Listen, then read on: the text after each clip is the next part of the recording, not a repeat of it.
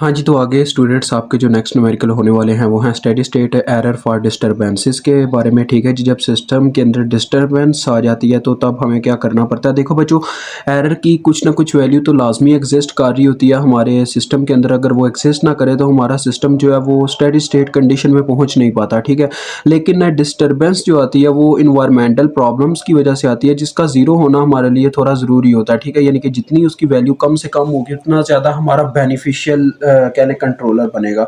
अभी आपके सामने है steady state error for disturbances का डिज़ाइन, जिस तरह से इसको डिज़ाइन किया जाता है। अब यहाँ पे ज़रा गौर कीजिएगा कि इस सर्किट के अंदर ना आपने सर्किट को याद रखना है, बिकॉज जब ऐसे क्वेश्चन आएंगे तो आपको वो स्पेशली ऐसे सर्किट बना के नहीं देगा कि लो जी इसको ज़रा आप इसकी इक्वेशन बना लो फिर इसका इस्तेमाल करना। तो ऐसे सर्किट आपको जहन में याद रहने चाहिए। ये टोटल से टोटल आपके इस चैप्टर में 4 से 5 सर्किट है जिनके मदद से हम कुछ क्वेश्चंस के डिज़ाइन को ड्रा करते हैं। तो ये थोड़ा-सा मैंने किया है यहाँ पे कि मैंने एरो नहीं लगाया। एरो डज़ नॉट मैटर, आपको वैसे ही पता चलना चाहिए कि यहाँ से इस तरफ जा रही है इनपुट। ठीक है? अब ज़रा गौर कीजिएगा, आपके सामने एरर की इक्वेशन मैंने बताई थी कैसे बनती है। एरर उस वक़्त यहाँ पे आ रहा है जब रिस्पॉन्स देखें, रिस्पॉन्स की तरफ से पॉजिटिव रिस्पॉन्स आ रहा है और यहाँ से आउटपुट की तरफ से नेगेटिव फीडबैक आ रहा है यूनिटी फीडबैक में से। ठीक है? तो लिहाज़ा ई ऑफ एस की इक्वेशन मैंने आपको बनानी वैसे ही सिखाई हुई है कि क्या आएगी। देखो, सी ऑफ एस माइनस में आ रहा है और आर ऑफ एस इसमें पॉजिटिव में आता है, मल्टीप्लायर में फिर जाके ये ई ऑफ एस यानी कि एरर की इक्वेशन बनती है जो कि आ जाएगी R of S minus E of S C of S. ठीक है?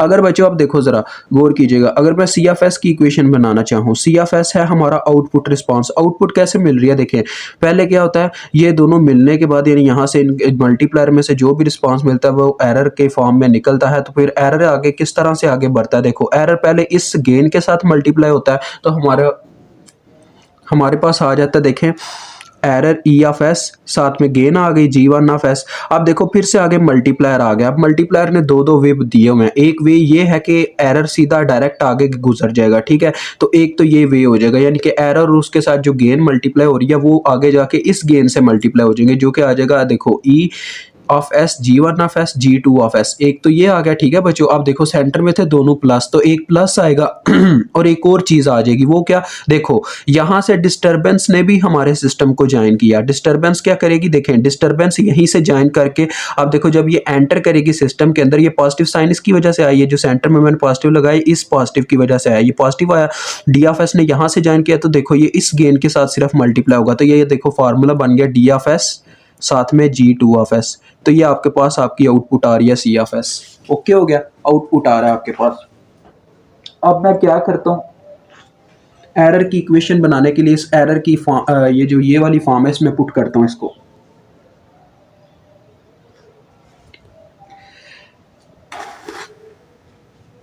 तो देखो बच्चों आपके पास क्या आ जाएगा, E of S is equal to R of S तो एज इट एज रहेगा। सी ऑफ एस की जगह जब ये मैं पुट करूंगा, देखो पहले साइन चेंज कर रहा हूं, इनके बाहर माइनस है तो ये माइनस में आ जाएगी ये वाली फॉर्म। ई ऑफ एस साथ में आ जाएगा G one of S G two of S,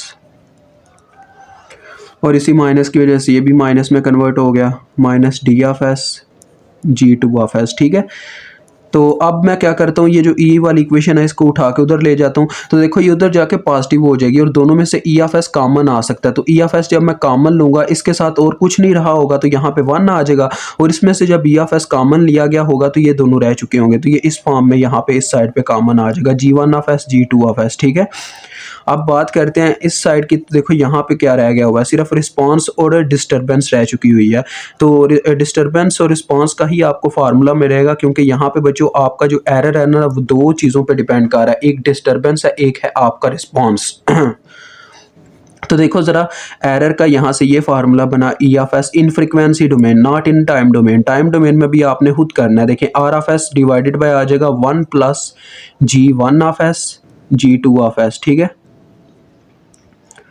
और दूसरी तरफ भी ऐसे यानी कि दोनों के साथ डिवाइड होगा ना, यहाँ पे आ जाएगा G two of S divided by one plus G one of S G two of S. अब बच्चों आपके सामने यार इतना भी आप कमज़ोर नहीं हो, मैंने आपको बताया था टाइम डोमेन में ले जाने के लिए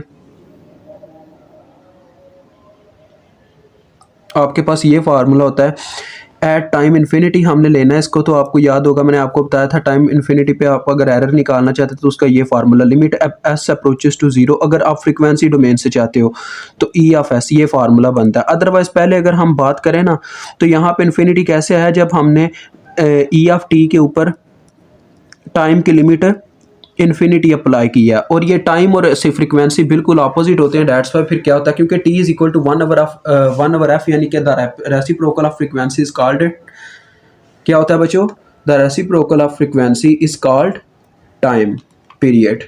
डेट्स वाई यहाँ पे ये चक्कर है। अब फिर इन कुछ चीज़ों को यार आपको शुरू से कुछ इनका कंसेप्ट रखना पड़ता है, अदरवाइज आगे फिर आपको उस्ताद बार बार नहीं ये चीज़ें बता सकते। तो जब ये हमने लिमिट यानी कि टाइम डोमेन से फ्रीक्वेंसी डोमेन में लानी है तो इसके साथ एक एस भी फिर मल्टीप्लाई होता है, सिर्फ इतना ही नहीं होता, ठीक है, ये चीज़ आपने याद रखनी है। तो ये टाइम डोमेन में मैं पहले लिख चुका था, तो इसको फ्रीक्वेंसी डोमेन में करने के लिए हमें एक एस का इजाफा करना पड़ता है, क्योंकि लिमिट भी एक चेंज है। जब भी आपको याद होगा, जब हम यानी कि डेरिवेटिव ऑफ इस तरह से एक इक्वेशन होती थी चैप्टर 2 में, जैसे कोई कि वाई ऑफ टी लिखा होता था, तो जितनी डेरिवेटिव की डिग्री होती थी उतना साथ में एस की पावर आ जाती थी। इसको फ्रीक्वेंसी डोमेन में जब लेके जाते थे तो ये आ जाता होता था एस वाई की पावर टी, क्योंकि एक इसके साथ डेरिवेटिव है।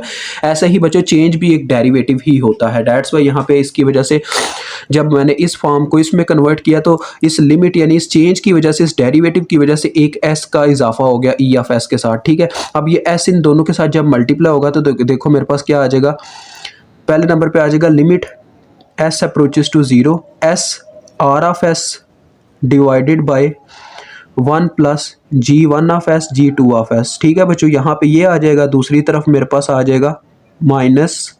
अब माइनस उसका एक हिस्सा है तो मुझे माइनस उसके साथ लिखना चाहिए। यहाँ पे मैं क्या करता हूँ, सेंटर में प्लस लिखता हूँ, ठीक है बच्चों। Limit S approaches to zero ऐसे लिखता हूँ, ठीक है, और माइनस यहाँ ऊपर इनके साथ लिख देता हूँ, minus G two of S divided by 1 plus G one of S G two of S,